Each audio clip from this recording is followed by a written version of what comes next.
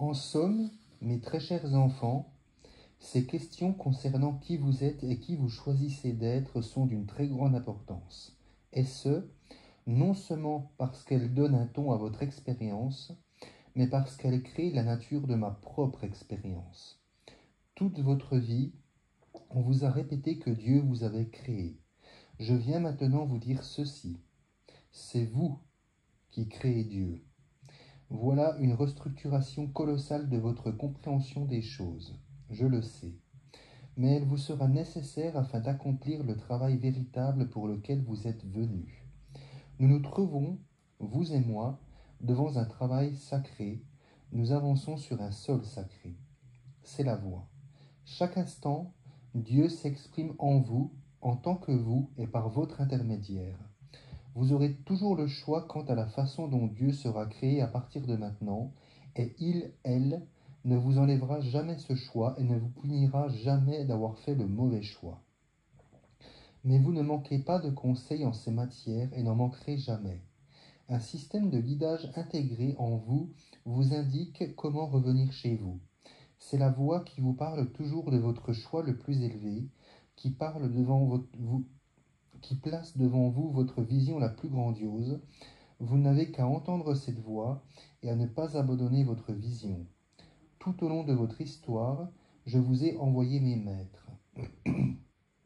Chaque jour, mes messagers vous ont annoncé de grandes joies.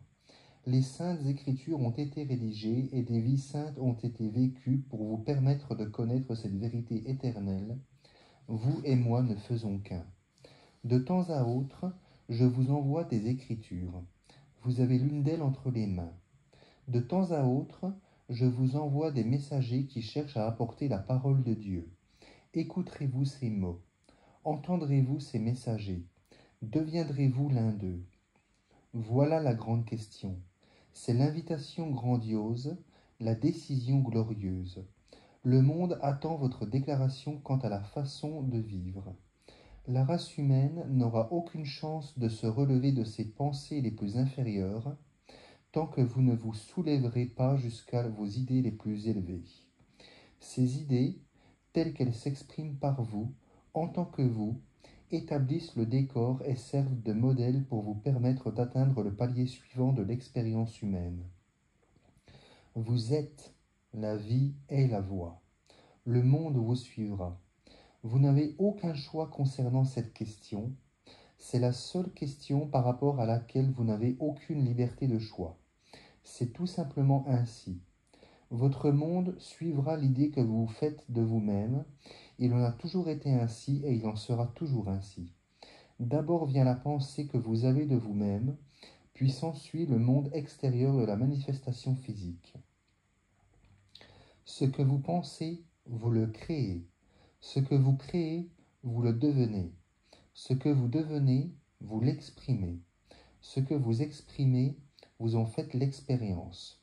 Ce dont vous faites l'expérience, vous l'êtes. Ce que vous êtes, vous le pensez. Le cercle est complet.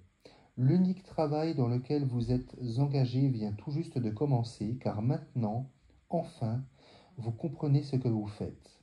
C'est vous qui vous êtes amenés à savoir cela, c'est vous tous qui vous êtes amenés à vous en préoccuper.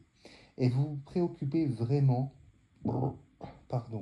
maintenant, plus que jamais, de qui vous êtes vraiment, car enfin, vous voyez l'ensemble du tableau.